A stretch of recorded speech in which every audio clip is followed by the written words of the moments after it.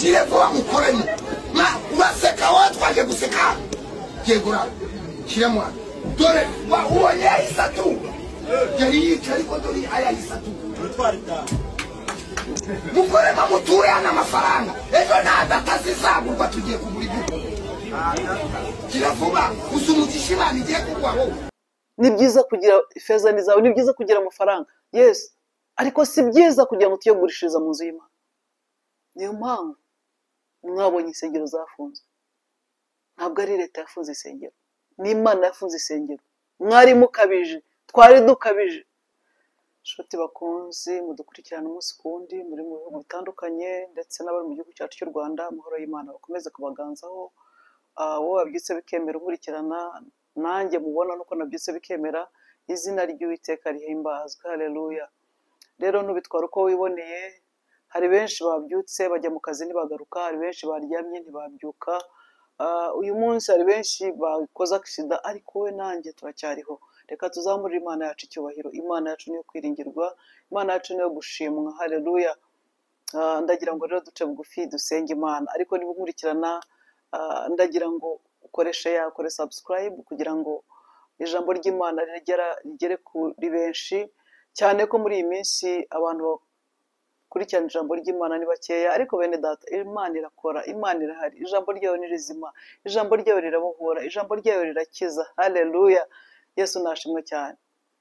Reka rero duce bugufi dusenge Imana, kandi ndabizi ko nawe Imana ikugira neza. Ushobora kuba unkurikirana uri mu bitaro, ushobora kuba unkurikirana uri mu kazi, ushobora kuba unkurikirana aho uri hose, ariko ibyo waba unyuramo byose ndashaka kubwira ngo si byo kukwica, ahubwo ni byo guhesha Imana icyubahiro. Haleluya.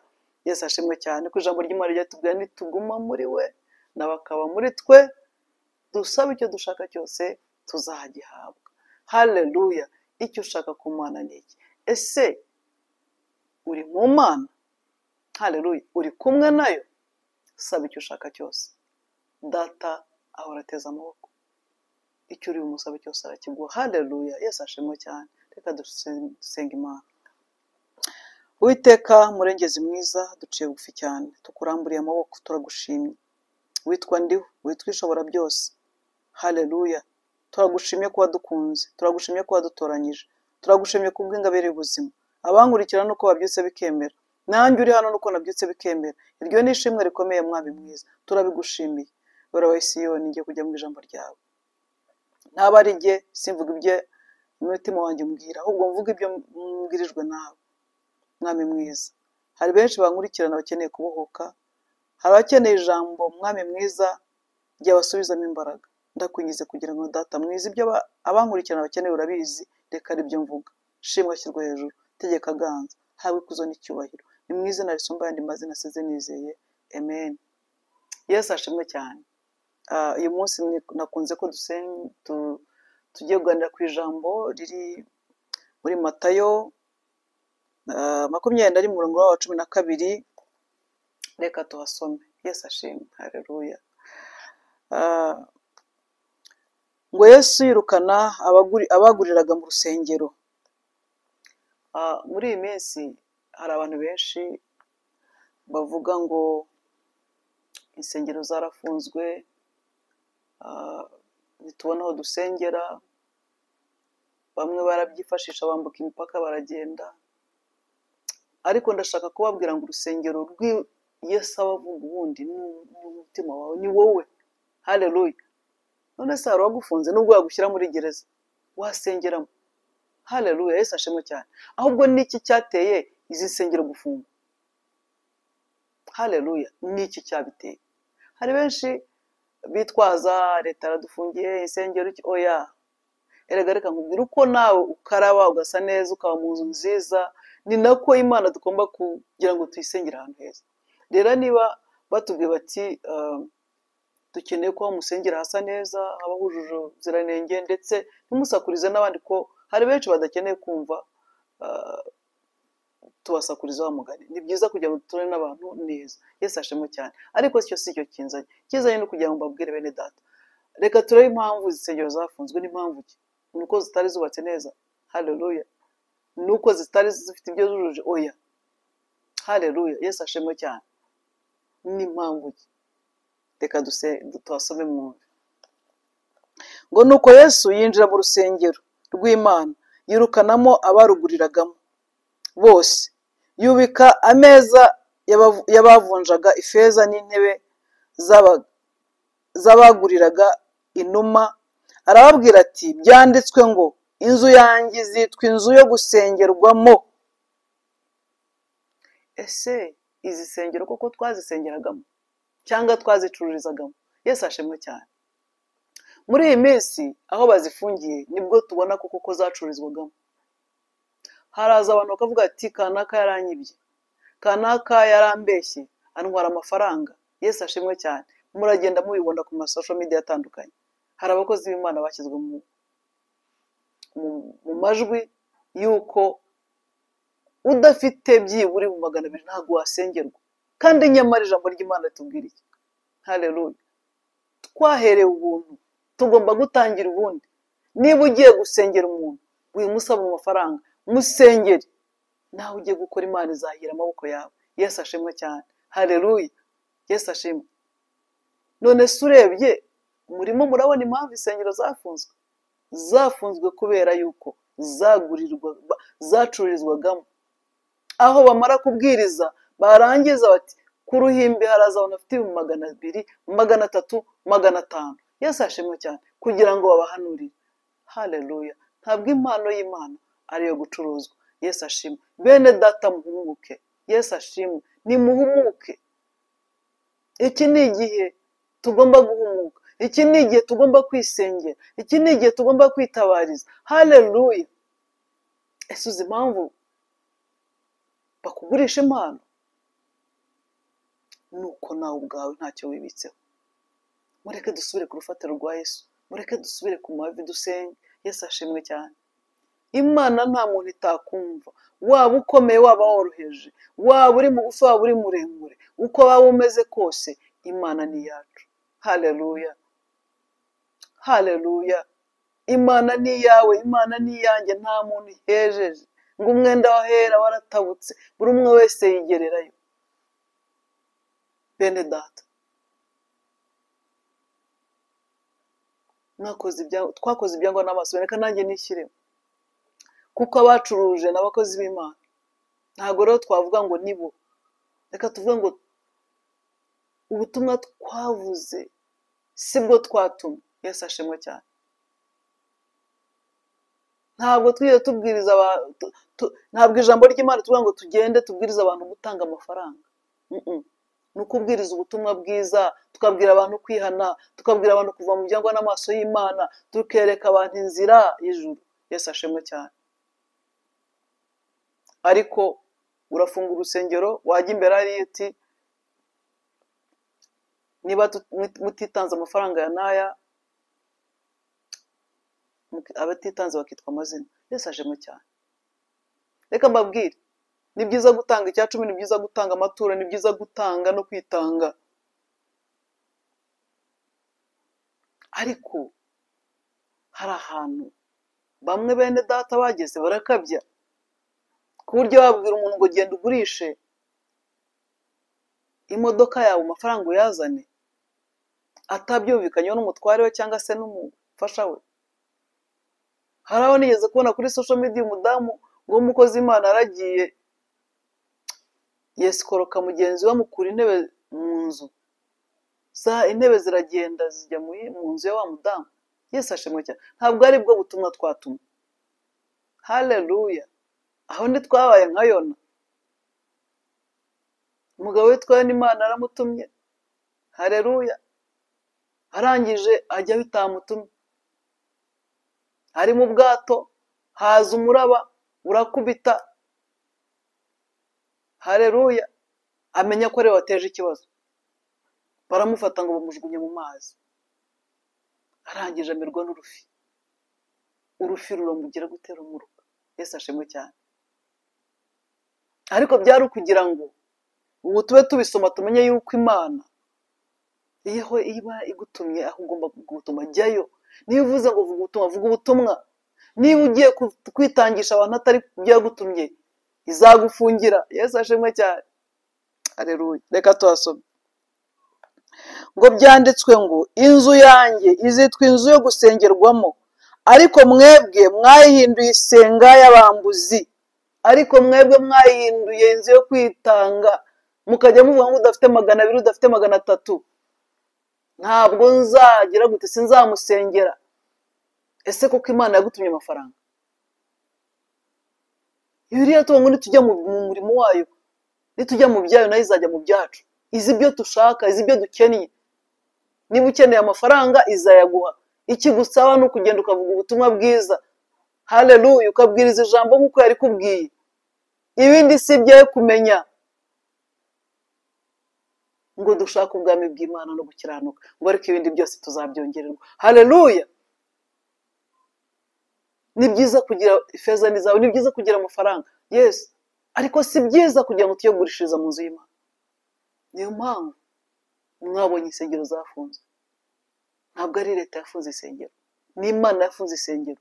Mwari mukabije, twari dukabije. Haleluya. Iyo uvuganye n'abadiaspora kugira ko batacyumva ibyo abita abakozi b'Imana, ukajya hari ukavuga mu ndimi warangiza ukajya kwesikora kabana. Yesu ashimwe cyane. Bene data, mwizera ko iri jambo ari iry'ukuri. Niba Bibiliya itubwira ngo nitujya mu murimo wayo izajya, nitujya mu byayo izajya mu byacu, kubera iki tutavuga Imana tugategereza gukora kwayo, tugategereza ubutabazi bwayo? Haleluya. Ese ntabwo mukimenye yuko ijambo ry'Imana ari iry'ukuri? Dushaka ubwami bw'Imana no gukiranuka, ibindi byose tuzabyongererwa. Mu byo uzongererwa amafaranga yo kwishyurira inzu arimo, mu byo uzongererwa school fees z'abana zawe zirimo, mu byo uzongererwa iyo nzu nziza ushaka izabamo, mu byo uzongererwa ibyo ushaka byose bizabamo. Ariko saho twatumwe niho twagiye. Ese ibyo twatumwe nibyo twavuze? Yesu ashimwe cyane. Mureke tureke guhora tuba victime, tuvuga ngo badufungiye insengero niyo mpamvu twagiye mu Uganda, twagiye mu mahanga, twagiye. Reka nkubwire, Imana yabishatse naho ngahuri uwo murimo watangiye awufunga. Nugenda uko Imana idashaka, ndashaka kubwira ko izawufunga. Haleluya. Ntabwo ndimo mbahanurira, ahubwo ndababwira icyo Imana irimo kuvuga. Ahangaha Yesu yaraje asanga abantu baragurishiriza mu rusengero. Nkuko namwe uko mubizi bakundwa, reka mbabwire, birababaje kubona umuntu wita profete yambuka umupaka w'igihugu cy'u Rwanda, akambuka akajya Uganda cyangwa akajya Tanzania, akajya kwesikoroka abantu abizi neza yuko arimo kubeshya. Mukaba muri 3-4 mubizi neza ko mubeshya. Mu izina rya Yesu bakundwa, muribaza ko uwo mwami mukorera ni umwami w'abami, Yesu Kristo wabambwe akadupfira ku musaraba? Niwe muvuga, niwe wabatumye? Reka mbabwire, nigeze kubwira abantu ngo Imana mubeshyeriza abatwika. Nari kumwe n'umukozi w'Imana David. Haleluya. Tujya mu kiganiro turaganira, navuga hari umukozi w'Imana nabonye arimo abeshya ahantu ndababwira ngo Imana izabatwika. Yesu ashimwe cyane. Ariko ubu ngubu abakoraga ibyo byose nibo bambutse bagenda babeshya ngo insengero zirafurika. Mbabwire, dufite insengero nyinshi zifunguye mu gihugu. Haleluya. Niba koko urwo rusengero rwawe nta kindi kintu cyari kihishemo, sanga bene data dusenge. Hari insengero nyinshi, ADEPR ifite insengero nyinshi, Protestant bafite insengero nyinshi, abarokore bafite insengero nyinshi. Haleluya. Nawe urabizi. Reka tureke kugenda twita victim. Bamwe mwagiye muri politike mutazi, abandi mwagiye mu bindi, ariko Imana mu by'ukuri niyo yafunze insengero kubera ko mwaziguriragamo, mwazigurishirizagamo. Haleluya. Abakristu mwari mwarabambuye. Imana yacabwa icyubahiro. Uwumva yumva icyo umwuka abwira amatorero. Yesu ashimwe cyane. Haleluya. Ngo nuko impumyi n'ibirema bamusanga mu rusengero arabakiza. Izi mpumyi zasanze Yesu mu rusengero n'ibimuga arabikiza. Kandi tuzi neza yuko abantu bizeye Yesu bavuga ubutumwa bw'Imana ndetse bashobora no gukora ibirushije ibyo Yesu yakoze. Yesu ashimwe cyane. Ariko impamvu ibitangaza bitagikoreka ni impamvu ki? None se Imana yagukoresha ibitangaza urimo wirebera amafaranga waka abantu? Abantu Imana ikoresha ibitangaza n'abantu bayihaye by'ukuri, batakireba iby'isi nk'iby'isi, babibona nk'ibibambwe, bizera ko Imana ishobora kubahindura ubuzima anytime, bizera ko Imana ari itanga kurusha bo kwiha iby'abantu. Yesu ashimwe cyane. Ubu mu magereza huzuyemo abantu besikoroka bakoresheje ijambo ry'Imana. Ibyo bintu ntibyabagaho. Yesu ashimwe cyane. N'agahinda gakomeye. Ibyo twatumwe si ibyo twavuze. Aho Yesu yadutumye si aho twagiye. Yesu ashimwe cyane. Niyo mpamvu rero ziriya ngaruka zose, izo nsengero zose, hari impamvu. Mwikwirirwa mujya ahandi, ahubwo reka tugaruke urufatiro rwa Yesu, twihane kugira ngo Imana yongere itugarukeho, Imana yongere dukoreshe, Imana yongere dukoreshe iby'ubutwari. Yesu ashimwe cyane.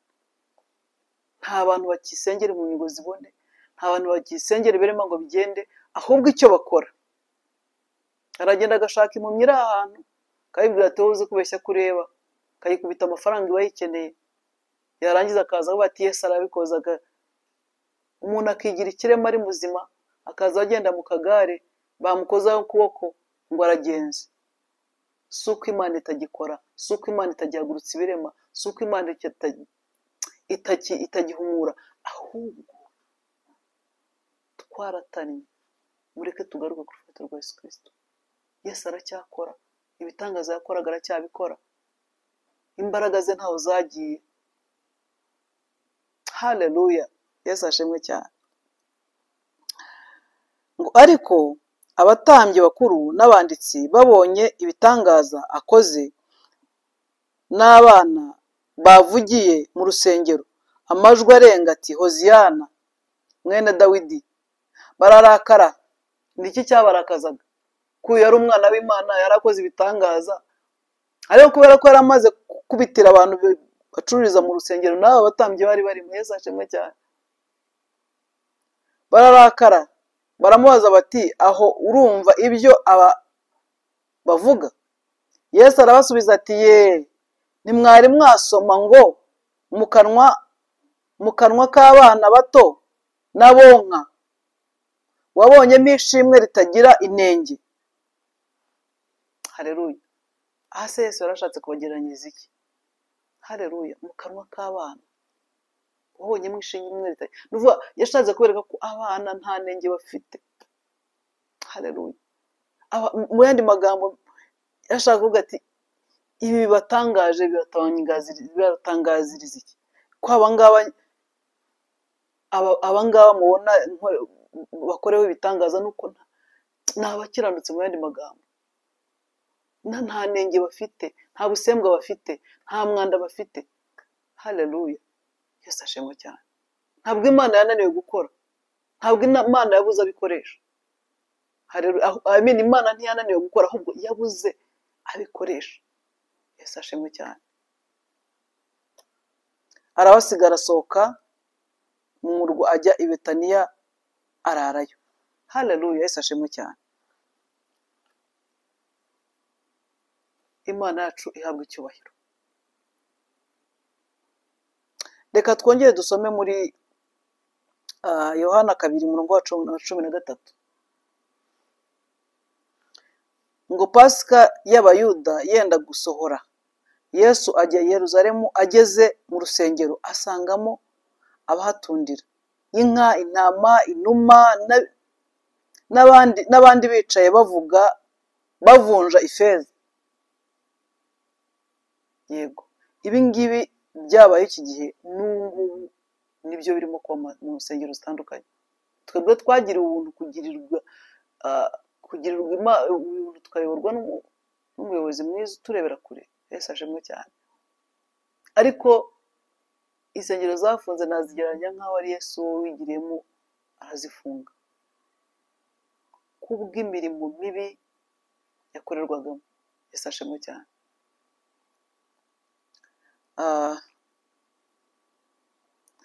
Urumva ahangaha asanzwe bavunjirizamo amafaranga. Wakwibaza ngo mu rusengero kubera iki bacururizagamo bavunjiramo amafaranga? Wabigereranya n'iby'ubu ngubu aho umuntu amara kuva mu materaniro amaze kuyobora iteraniro cyangwa amaze kuvuga ijambo akavuga ati umuntu ufite 200 cyangwa 300 naze hano musengere mubwire icyo Imana ivuga. Mu by'ukuri dukoresheje ubwenge bw'Imana habaye iki? Bakozi b'Imana mureke tugaruke ku rufatiro rwa Yesu Kristo. Imana iracyakora, Imana ni nyembaraga. Ariko niba ubwirije abantu urangiza ukavuga ngo nimuze hano muze mutange amavuta, murashaka kumbwira yuko izi nsengero ko atari mwebwe zazize? Yesu ashimwe cyane. Ni mwebwe zazize. Nimukizwe bushya bakozi b'Imana. Mwikwitwaza ngo bafunze insengero niyo mpamvu mwagiye naho nimuhagurishiriza bazabafungira. Njyewe ndababwira kurikije ijambo ry'Imana, mureke dukore icyo Uwiteka yadutumye ko dukora. Yesu ashimwe cyane. Namwe mudukurikirana ndabinginze mwokomeza gushukwa n'umubi. Haleluya. Nta muntu Imana itumva, nta muntu, umuntu wese wayigiye imbere akiranuka Imana iramwumva. Yesu ashimwe cyane. Icyo uyishakaho cyose izakiguha. Ikigushakaho no kugenda mu nzira itunganye. Haleluya. N'aba ngaba yatoranyije bitwa abakozi b'Imana bari bameze nk'abo, bari abantu nk'abo, ariko bahisemo inzira yo gukiranuka, bakurikira Imana, basoma ijambo. Haleluya. Imana yacu ntabwo irabanura ku butoni. Mana we tubabarire. Umurongo wa 15 avuga ngo abohekanya imigozi ayigira nk'ikiboko, bose abirukana n'intama n'inka mu rusengero, amena ifeza z'abaguriraga inuma, ati nimukureho bino mureke guhindura inzu ya data iguriro. Uwo ni Yesu avuga ati mureke guhindura inzu ya data iguriro. None wowe barakubwira ngo uhindure inzu y'Imana iguriro, ariko gusa bakagupfa gasone ne banabikubwira bati tunganya hano hantu ese uzi impamvu amafaranga yose batuye, amafaranga yose bitanze ntabwo wakoresheje gusana urusengero ngo rutungane? Haleluya. Watwaraga mu bindi, wayubakishaga inzu yawe, watangiraga abana bawe. Mbabwire bene data, kuki dushaka gutura heza Imana twayituza ahantu habi, kandi batuyobora badukosora tukarakara? Yesu ashimwe. Mbabwire bene data, mureke tugaruke ku rufatiro, mureke twihane, mureke duhinduke, mureke dukore ibyo data yadutumye, tureke gukora ibyo twebwe dushaka gukora. Yesu ashimwe cyane. Ijambo ry'Imana ni ukuri. Ngo abigishwa we bibuka uko byanditswe ngo ishyaka ry'inzu yawe rirandya. Hari benshi twabonye bavuga ngo ishyaka ry'Imana rirabarya, ariko wajya kureba ugasanga nibo besikoro baruta abandi. Ese tuzaceceka bakomeze gushyira igisebo ku gihugu cyacu? Igihugu cyafunze insengero oya. Kuki Kiliziya Gatolika Saint Michel idafunze? Kuki mu Giporoso hadafunze? Kuki Church y'Amasengo idafunze? Kuki Church ya Rugamba idafunze? Haleluya. Isuzume. Ese kuko urwo rusengero Imana yagufashe mu maboko wayoboraga uvugiyemo ijambo ry'Imana cyangwa wavugiyemo ijambo ry'ubucuruzi? Reka twisuzume bakundwa. Igihe kirageze kugira ngo ukuri kutajya kuvugwa. Yesu ashimwe cyane. Reka tugaruke. Ndabizi neza ko nitugarukana Yesu azatugarukira. Haleluya. abayuda baramubaza bati ubwo ugize utyo watwereka ikimenyetso ki? Yesu arabasubiza ati nimusenya uru rusengero nanjye nzarwubaka mu minsi 3. ese wakwibaza ngo Yesu yashaka kuvuga iki? Nta rusengero rwafungwa, nta rusengero urusengero ni wowe. Yashaka kubabwira ngo nubwo wamwica azazuka. Nuko abayuda bati uru rusengero ko rwubatswe mu myaka 46 nawe ngo uzarwubaka mu minsi 3? Icyo abayuda ntibarazi ko navuga n'umwana w'Imana. Yesu ashimwe cyane. Ariko urusengero yavugaga ni umubiri we. Nuko azuwe abigisha be bibuka ko yabivuze, bemera ibyanditswe na rya jambo Yesu yari yaravuze. Yesu ashimwe cyane. Reka yenda turekera ahangaha. Yesu n'abigishwa bagendaga ntabwo bari bataramuhishurirwa. Nawe nkurikirana Imana ukorera ushobora kuba utari wahishurirwa. Yesu ashimwe cyane. Imana ifite byose mu kuboko kwayo. Si ngombwa kugira ngo utegeke abantu gutanga amafaranga, si ngombwa kugira ngo ugurishirize mu rusengero. Yesu ashimwe cyane. Ibyo ushaka byose Imana yabiguha. Imana ikorera mu gihe. Icyo usabwa ni ukutegereza mu gihe. Igihe cy'Imana nikigera iyo nzu uzayibona. Igihe cy'Imana nikigera, haleluya.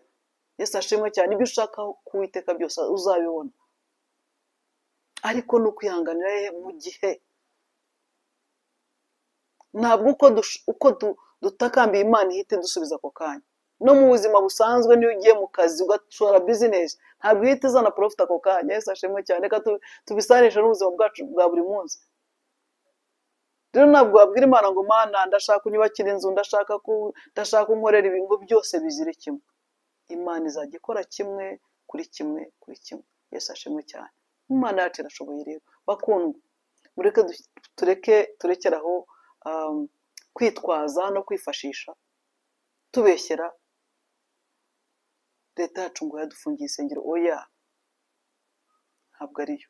Ahubwo twacururijemo, ahubwo twabeshyemo, ahubwo twakoze amarorerwa. Imana nayo irarakara. Yesu ashimwe cyane.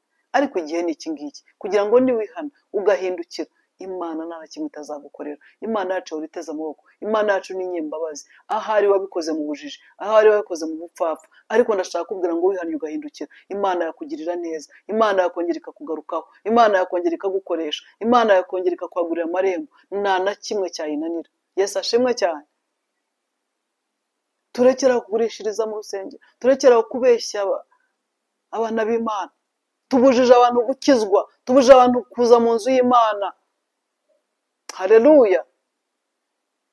Igihe ni iki kugira ngo twanadindukire? Igihe ni iki kugira ngo wowe wari uri muri ibyo ngibyo ugaruke mu rufatiro rwawe? Igihe ni iki kugira ngo umenye ko Imana itabeshywa, umenye ko Imana ibona hose, ibyo ukora irakubona, uko ubeshya abantu irakubona, uko wicara mu nzu irakubona. Rimwe nari nicaye mbona umukozi w'Imana arampamagaye. Haleluya. Kandi mbabwira n'ukuri. Arangije arambwira ati ngira ngo yaranyobeyeho yaranyifite muri telefone yo kongera atazi uwo ndiwe. Arangije avuga ati shyiraho video wambara akajipo kagufi. Ndamubaza se pastor, nge wanyita Joy Murenzi, ndumuvuga butumwa bwiza bwa Yesu Kristo. Haleluya. Muvugira kuri Good Face TV. Nigeze no guhostinga. None kumbwira ngo nambara akajipo kagufi urashaka kumenyesha iki? Arambwira ati mukozi w'Imana sore, ati nari nibeshya, ati ni filime ndimo gukina, filime arimo gukina ngo igaragaza uko umuntu ashobora kwitwaraho abantu babona naho batabona. Ariko nibaza izo saha z'ijoro iyo filime yararimo ashaka ko dukina ni filime nyabaki. Reka mbabwire bakundwa abazankurikira, mube maso. Hano hanze hari ibirura, hano hanze hari abantu batumwe na Satani mu izina rya Yesu, bagenda bitwikira izina rya Yesu, ariko mu by'ukuri batarakijijwe. Gukizwa bihera imbere. Haleluya. Yesu ashimwe cyane. Imana yabigize neza, yaraturemye turema mu ishusho yayo nibyo, ariko irangije ituma ibituri umuntu w'imbere utamumenya, ubu n'uw'inyuma gusa. Haleluya. kuko imbere niho habi, niho hacumura, haraza agashyira mu bikorwa. Yesu ashimwe cyane. Reka mbabwire, hano hanze hari abapasitazi, hari abavugabutumwa, hari abahanuzi. Yesu ashimwe cyane, bameze nk'ibyapa biyobora imodoka. Icyapa kirakuyobora ukagera aho ujya, ariko cyo kikazasigara hahandi. Hano hari abantu bazi kuvuga Imana, hari abantu bazi gupuricinga. Yesu ashimwe cyane, akabwiriza abantu bagahinduka, ariko bamara guhinduka bose akabajyamo, akongera akabagusha. Imana itubabarire, Imana itubabarire. Bene data mureke turekeraho, bene data mureke. Haleluya. Imana yadutumye kuvuga ubutumwa bwiza tugahindura isi. Ntabwo Imana yadutumye guhindura ngo niturangiza tugushe, ntabwo ari byo. Niba ukiranuka icyo wakora cyose, ushobora no gucuruza ubunyobwa bukunguka, ushobora gucuruza inkwi zikunguka, kubera kugendera mu nzira y'Imana atunganye. Kuko icyo tuzashyira amaboko intoki zacu, Imana izagiha umugisha, niko Bibiliya itubwira. Haleluya. Yego ni byiza wesikorotse Yohana aguhaye amafaranga, wesikorotse Jeannette aguhaye amafaranga, wesikorotse Joy aguhaye amafaranga, ariko numara kutwesikoroka turi bane batanu tuzabwirana, ntabwo uzongera kwesikoroka. Uzaba igicibwa muri sosiyete. Bakundwa, muhumuke. Yesu ashimwe cyane. Hari ikiganiro nyamara cyitwa humuka. Bakundwa mureke duhumuke. Hari igihe ugenda uhumye abantu bakakuyobora uko bishakiye, ariko iyo ubona, ntabwo iyo umuntu agendera ahantu habona ntashobora gusitara, ntashobora kuyoba. Impamvu abantu barimo kuyoba ni impamvu ki?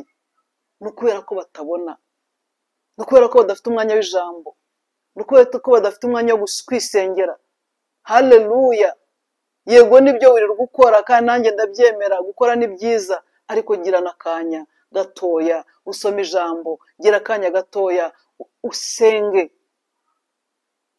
Nkunda kubwira abantu ngo iyo wambaye urukweto niwe umenya aho ururyana. Ushobora kumbwira gusengera nkagusengera nibyo, ariko wisengeye byaba akarusho, nanjye nkagufasha. Usomye ijambo ugasenga, nta muntu wakwesikoroka, nta muntu wakubeshya. Katuzamura Imana yacu icyubahiro. Imana yacu ni nziza bakundwa. Haleluya. Kandi iracyakora. Haleluya. Yesu aracyariho. Muririmbyi niwe wageze kuririmba igihangano cy'abantu ngo aracyariho, Yesu aracyariho, aracyariho, Yesu aracyariho, urupfu ntirwamuheranya, aracyariho, biganza bigaba amahoro, aracyariho, aracyariho, Yesu aracyariho, aracyariho, Yesu aracyariho, urupfu ntirwamuheranya, aracyariho, biganza bigaba amahoro, aracyariho. Yesu aracyariho. Wicika intege. Haleluya. Katuzamura Imana yacu icyubahiro. Tuzongera irindi jambo undi munsi, ariko nashaka kugira ngo mbabwire, mwebwe munda gukurikirana ibiganiro by'abantu batandukanye, ugasanga umuntu arakubwira ngo baradufungiye, niyo mpamvu turi mu mahanga, ibiki. Oya, none se ubundi urusengero rwari business? Nari kugira ngo ubwire abantu ubutumwa bwiza, abihana bakemera ubabatiza. Haleluya. Ntabwo byari inyungu. Kadoreze Imana yacu icyubahiro.